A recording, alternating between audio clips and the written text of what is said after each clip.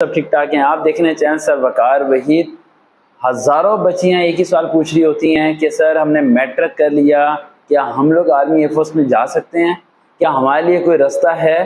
तो ये वीडियो ख़ास तौर पे उन तमाम बच्चियों के लिए, उन गर्ल्स के लिए जो माँ बाप का सहारा बनना चाहती हैं, जिनके पास तालीम के इतने अखराजात नहीं हैं कि वो आगे महंगी तालीम को हासिल कर सकें। वो चाहती हैं कि मैट्रिक तो उनके वालिदैन ने उन्हें करा दिया, मेहनत करके स्ट्रगल करके गवर्नमेंट स्कूल से प्राइवेट एकेडमी से पढ़ के जैसे तैसे करके 70 से 80% नंबर उन्होंने ले लिए बायो के साथ। और अब वो चाहती हैं कि कोई ऐसा रास्ता बता दें सर आप हमें कि हम 40 से 50 हज़ार तनख्वाह कमा सकें, जो कि MBA वाले भी नहीं कमा पाते। हमें 5 महीने का एक हाई प्रोफेशनल रेजिडेंसी मिल सके, अपने वालिदैन को अच्छे से अच्छे हॉस्पिटल्स में इलाज मुफ्त करा सकें, हम आने वाली जनरेशन के लिए कुछ कर सकें और हम कम उम्र में वो सारे काम कर जाएं जो किसी ने सोचा नहीं। और सबसे अहम बात कि हम अपने वालिदैन को ये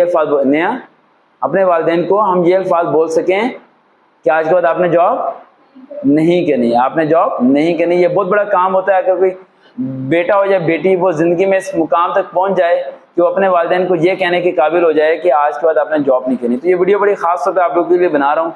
ये वीडियो मैंने बनानी नहीं थी, लेकिन मेरे माइंड में आया कि मैंने कहा बना दूँ ताकि तमाम बच्चों का भला हो सके। अब इन बातों को गौर से सुनिएगा।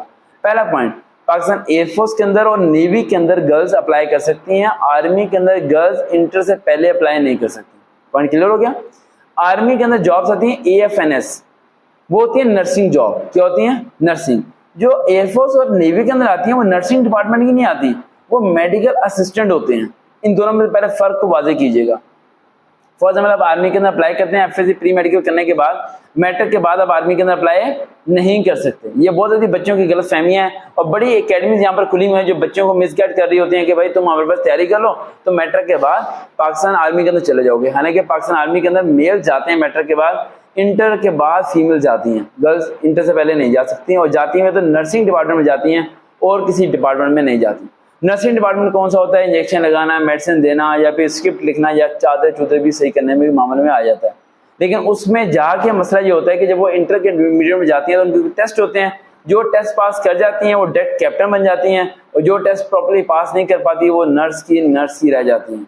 तो वो एक क्राइटेरिया होता है। लेकिन पाकिस्तान एयरफोर्स और नेवी के अंदर क्राइटेरिया टोटली डिफरेंट है। वहाँ ये कि वहाँ जब आप जिस कैटेगरी के लिए अप्लाई कर रहे होते हैं आप उसी कैटेगरी के अंदर चले जाते हैं। समझ आ रही? फॉर एग्जाम्पल आप अप्लाई करते हैं मेडिकल असिस्टेंट के लिए। अब मेडिकल असिस्टेंट के लिए आप लोगों के दिमाग में आ रहा होगा कि बेनतहा बच्चों का कद नहीं होता। सबसे बड़ी प्रॉब्लम क्या होती है? जो बच्चियां ज़हीन होती हैं उनके कद छोटे होते हैं, ठीक है, और जो लंबे कद की होती हैं वो इतनी ज़हीन नहीं होती। अगर कोई लंबे कद वाली ज़हीन मेरी बात सुन रही है तो नाराज़ ना होए और बुरा ना माने, क्योंकि हमारी भी अकेडमी में कुछ बच्चियाँ जो लंबे कद की हैं लेकिन ज़हीन भी हैं, ठीक है। तो इस बात को ध्यान में रखें। अच्छा, अगला पॉइंट मैंने आपको बताना है, थोड़ा सा क्लियर कर दूं आप लोगों को कि मैट्रिक ब्याह पे पाकिस्तान एयरफोर्स और पाकिस्तान नेवी के अंदर जॉब्स आती हैं। एक आती हैं अगस्त के अंदर और एक आती है नवंबर दिसंबर के अंदर। हर 6 महीने बाद उनका हायरिंग प्रोसीजर होता है। हायरिंग प्रोसीजर बड़ा फास्ट होता है, विद इन 3 डेज के अंदर इन या आउट। आप टेस्ट देने गए उसी टाइम पता चल जाएगा कि आप पास हो या फेल हो। आप मेडिकल देने गए उसी टाइम पता चल जाएगा आप पास हो या फेल हो, और इंटरव्यू देने गए उसी टाइम पता चल जाएगा पास या फेल हो। 80% गर्ल्स मेडिकल में फेल हो जाती हैं। क्यों फेल होती हैं ये बात मैं वीडियो में नहीं बता सकता, वरना इस पे रिस्ट्रिक्शंस ऑब्जेक्शन लग जाएंगे। लेकिन मैं ये आपको बता रहा हूँ कि 80% गर्ल्स मेडिकल के अंदर फेल हो जाती हैं, और उसकी सबसे बड़ी एक वजह मैं बता देता हूँ आपको। वो गलती आप लोग गर्ल्स रिमूव कर लें ताकि वो मेडिकल में अच्छी तरीके से क्लियर कर सकें। दो गलतियाँ आपने नहीं करनी। पहली गलती, बहुत सारी बच्चियाँ दूध नहीं पीती। आपने 1 कप दूध रोजाना लाजमी पीना है। मेरी बातों को मानोगे तो मंजिल मिलेगी, वरना फिर गए आप लोग साइड पे, फिर नहीं मंजिल मिलती आपको। सेकंड पॉइंट, उल्टा नहीं सोना। आपने दाएं तरफ करवट लेके सोना है, उल्टा नहीं सोना। ये 2 गलतियां आप लोगों ने नहीं करनी। बाकी गर्ल्स के लिए मैं इंशाल्लाह लेके लाता सीक्रेट वीडियो बनाने की कोशिश करूंगा अगर मौका मिला तो, ठीक है। अगला पॉइंट, आप लोग जब अप्लाई करेंगे तो वहां पर ये भी लाजमी नहीं कि अगस्त में आए, वो जुलाई में भी जॉब्स आई थी हैं। जुलाई अगस्त दोनों के मिड में आए थे, ठीक है। क्योंकि आप अंदाजा लगाएं, आपने मैट्रिक के पेपर दे दिए, मैट्रिक का रिजल्ट कब आता है? अगस्त में। ज़्यादातर 16 या 18 अगस्त तक रिजल्ट आ जाता है। जिस दिन रिजल्ट आता है उससे 2 दिन पहले भर्ती आती है। अब ये मत सोचना कि सरकार आपको वीडियो बना के देंगे जी जॉब्स आ गई हैं, सरकार को भूल जाओ। आपने खुद अपने दिमाग से सोचना है। नया समझ आ रही बात? क्या जिस दिन 10th का रिजल्ट आना है उससे 2 दिन पहले क्या आती है? एडवर्टाइजमेंट भर्ती आ जाती है, वो 2 दिन पहले दे देते हैं, उन्हें पता होता है कि इस दिन रिजल्ट आने वाला है, लोअर बोर्ड का, फेडरल बोर्ड का।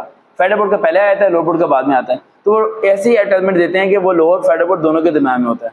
लेकिन सबसे बड़ा मसला ये कि एडवर्टाइजमेंट सिर्फ 5 या 6 दिन के लिए आती है, यानी उसमें महीना नहीं होता अप्लाई करने के लिए। जिसने देखा वो अप्लाई कर लेगा, जिसने नहीं देखा वो कहेगा वो निकल गया चांस। तो आपने इस बात पे अलर्ट रहना है कि रिजल्ट से पहले ही महीने आपने फोकस करना है कि यार सर्च करूं, सर से पूछूं या अखबार में देखूं, कुछ ना कुछ करूं, ताकि मुझे पता चले कि भाई भर्ती आ गई है या नहीं आई। जब जॉब्स की एडवर्टाइजमेंट आ जाए तो आप लोगों ने क्या करना है, आप लोगों ने अप्लाई नहीं करना। आप कह रहे हो सर कैसी बात कर रहे हैं, जॉब का इंतजार कराने का कह रहे हैं और अब अप्लाई नहीं। यहाँ जो नया बात समझा जाएगी, तो अप्लाई नहीं करना, समझ आई। तो अब अप्लाई कब करना है, जब एडवर्टाइजमेंट आ जाए। सपोज करो उन्होंने 10 का एडवर्टाइजमेंट दी है और 20 लास्ट डेट है, आपने 19 को अप्लाई करना है या 18 को अप्लाई करना है। आप जब अप्लाई करते हो तो आपकी टेस्ट की डेट उसी के मुताबिक आती है। आप 10 जून को अप्लाई करते हो सपोज कर रहे हैं हम, तो आपकी टेस्ट की डेट आएगी 25 जून को, क्योंकि 20 लास्ट डेट है, 25 से टेस्ट शुरू हो जाएंगे। आप अगर 19 को अप्लाई करोगे तो आपकी डेट आएगी जुलाई के एंड पे, आपके पास टाइम ज्यादा हो जाएगा तैयारी करने के लिए। बच्चे ये मत सोचा करें फटाफट अप्लाई करो, मैं टेस्ट दे के आ रहा हूं, मैं भी सिलेक्ट हूं। भाई ठंडे दिमाग से, रिलैक्स होके, आराम सुकून से भाई तैयारी करो। GoTest.pk से तैयारी करो, मेरी वीडियोस को सुन के तैयारी करो, नोट्स बनाओ, मेहनत करो। एक बार ही टेस्ट देने जाओगे, फेल होगे, दोबारा 6 महीने बाद मौका मिलेगा। तो इस चांस को ऐसे मत जाया कर दिया करो। बड़ी जल्दी बच्चियां और बच्चे कान साफ नहीं करके जाते, नाक नहीं उनकी साफ होती, NTN कर देते हैं वो लोग, और बड़े इश्यूज है जो मैं वीडियो में नहीं बोल सकता, ठीक है। तो इस बात मेरे को अपने आप को कहीं अप्लाई करवाना है तो उसके प्रॉपर मेंटेन करो, उसके मुताबिक हो जाओ, देन अप्लाई करो, देन उसके बाद आप उस चीज को अवेल कर पाओगे। अच्छा, आप करना क्या है, आपने लास्ट डेट में अप्लाई कर देना है। अभी आपको मैं होमवर्क क्या दे रहा हूँ, देखो आप लोगों के साथ होने वाला क्या, जब जैसे ही टेस्ट होगा तो उसमें 80% क्वेश्चन आपके 10th की फिजिक्स और 9th की फिजिक्स, 10th की बायो और 9th की बायो के क्वेश्चन आएंगे, क्योंकि आपकी फील्ड है मेडिकल। मिटोसिस क्या होता है, मेयोसिस क्या होता है, एंजाइम्स क्या होते हैं, क्रोमोसोम्स क्या होते हैं, जीन्स कैसे होते हैं, DNA स्ट्रक्चर क्या होता है, RNA क्या होता है, इस तरह करके यानी जो भी आपने पढ़ा है उसे दिमाग से निकालना नहीं है, उसे दिमाग में रखना। अगस्त से पहले आप लोगों ने क्या करना है, 9th 10th और 9th 10th की फिजिक्स और बायो को कि डू यू नो जितने जितने छोटे फॉर्मूले वगैरह FQ2M first equation second equation वो सारी आपने रिवाइज करके चले जानी, वो आ जाएगी। दूसरा काम ये करना है, यूट्यूब पे जाके सर्च करना है इनिशियल टेस्ट प्रिपरेशन फोर्सेस सर्वकाल, तो आपको मेरी एक वीडियो मिलेगी, उसमें मेरे ख्याल से गालबन 10 या 11 पॉइंट्स हैं, ठीक है। और 10-11 पॉइंट्स को आपने नोट डाउन करना है, उन्हें याद करना है। याद करने के बाद आपने उन्हें अप्लाई करना है, जिस तरह मैंने वीडियो के अंदर बताया, उस वीडियो के अंदर कैसे अप्लाई करना है वैसे ही आप लोगों ने उसे अप्लाई करना है। और अभी से प्रैक्टिस करना शुरू करें। 10th के लास्ट पेपर चल रहे हैं, पेपर देने के बाद फर्स्ट ईयर स्टार्ट कर दें साथ ही, क्योंकि आपकी ज्वाइनिंग होते होते 8 से 9 महीने लग जाएंगे। बड़ी बच्चियां क्या करेंगी, सर जी मैंने एयरफोर्स में अप्लाई करना है, मैंने आपकी वीडियो सुन ली, अब मैं फर्स्ट ईयर स्टार्ट नहीं कर रही। ये आपकी सबसे बड़ी गलती है। इंटरव्यू देने जाओगे वो क्या पूछेगा, क्या कर रहे हो आपको, कि सर जी मैंने अप्लाई किया, मैं फर्स्ट ईयर नहीं कर रही, अभी एडमिशन लूंगी। इतनी बड़ी इंसल्ट है, पता है आपको। एयरफोर्स वाले इस चीज को बड़ा अच्छा समझते हैं कि if you never waste a single day, single minute, single second, आप इंटरव्यू देने जाओ, वो पूछे आजकल क्या करो, सर फर्स्ट ईयर की मैंने 3 चैप्टर्स पढ़ ली हैं। कितना बड़ा लेवल बनेगा। वो कहेंगे अच्छा स्टडी कर रहे हो, तो अभी तो हम आपको ट्रेनिंग में भेजने वाले हैं। कहना कोई मसला नहीं सर, ट्रेनिंग के दौरान मेरा सेंटर चेंज हो जाएगा, मेरी जहाँ ट्रेनिंग होगी वहीं पे मैं फर्स्ट ईयर के पेपर दे दूंगी और देन मेरे सेकंड ईयर के पेपर भी हो जाएंगे। इसमें कोई मसला नहीं है, मेरी ट्रेनिंग पे कोई डिस्टर्बेंस क्रिएट नहीं होगी। सेकंड पॉइंट मैं इंटरमीडिएट इसलिए कर रही हूँ क्योंकि मैंने सिर्फ मेडिकल में असिस्टेंट नहीं रहना, मैं इंटरमीडिएट के बाद यहीं पे एयरफोर्स में as a GD pilot girls में अप्लाई करूंगी। वो कहेंगे बेटा फिर तो आप इंटर के बाद अप्लाई करो, अब मैट्रिक के बाद क्यों अप्लाई कर रहे हो। तो आपने कहना है कि सर अगर मैं सिविलियन होती हूँ तो मेरे पास 2 चांसेस होते हैं, और अगर मैं यूनिफॉर्म पर्सन हो जाती हूँ तो मैं 2 साल तक अपने घर वालों को संभाल भी सकती हूँ और मेरे पास चांसेस भी 3 हो जाएंगे। जब इस तरह की बातें करोगे तो वो आपसे इंप्रेस हो जाएगा और वो कहेगा यार ये बच्ची तो बड़ी टैलेंटेड है, आपको ज्वाइनिंग लेटर देगा, देन आप जॉब पे जाओगे। जब जॉब पे जाओ तो 3 बातें ध्यान में रखना। पहली बात कि अपनी जब तनख्वाह मिले तो वाले साहब को कहना है कि आज के बाद आपने जॉब नहीं करनी, उन्हें आराम देना। सेकेंड पॉइंट, अपनी तनख्वाह में से किसी गरीब की मदद करनी। और third, that is the most important point, जिंदगी में कभी परेशान हो, कभी दुख हो, मेरे से शेयर कर लेना, किसी और से शेयर मत करना। सब लोग एक जैसे नहीं होते, सब लोग एक जैसे नहीं होते, दिलो दिमाग बैठा लेना। हर शख्स को एक दोस्त की तलाश होती है, एक उस्ताद की तलाश होती है, एक बाप की, एक माँ की, एक इस तरह के शख्स की तलाश होती है जिससे वो अपने मसले शेयर कर सके, जो उसे कुछ बनाना चाहता हो, जो उसे तोड़ मगोड़ के सीधा करना चाहता हो, जो उसे ट्रेनिंग देने की कैपेबिलिटी रखता हो, वो ट्रेनिंग जो आप ना तो किसी से डिस्कस कर सकते हैं ना आप किसी को बता सकते हैं, लेकिन आपको इतना पता है कि वो जो ट्रेनिंग दे रहा है वो मुझे मंजिल तक पहुंचा देगा और उसके ट्रेनिंग देने का मकसद जरा भी कोई गलत नहीं है।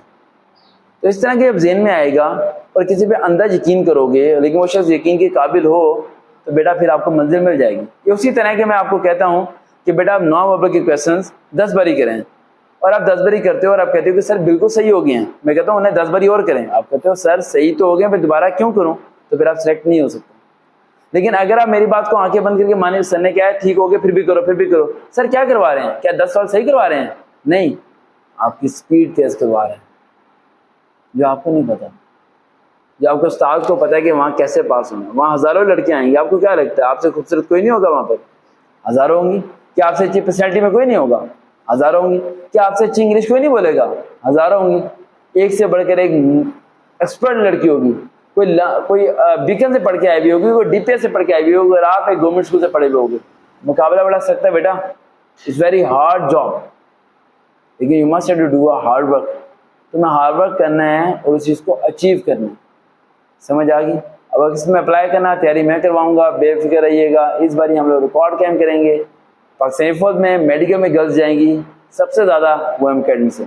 देखते हैं चैनल सर वकार वहीद फेसबुक पे जाकर सर्च करें वकार.वहीद 121 या वकार वहीद देखेंगे फिर भी प्रोफाइल आ जाती है। फॉलो कीजिएगा, दोबारा मुलाकात होगी।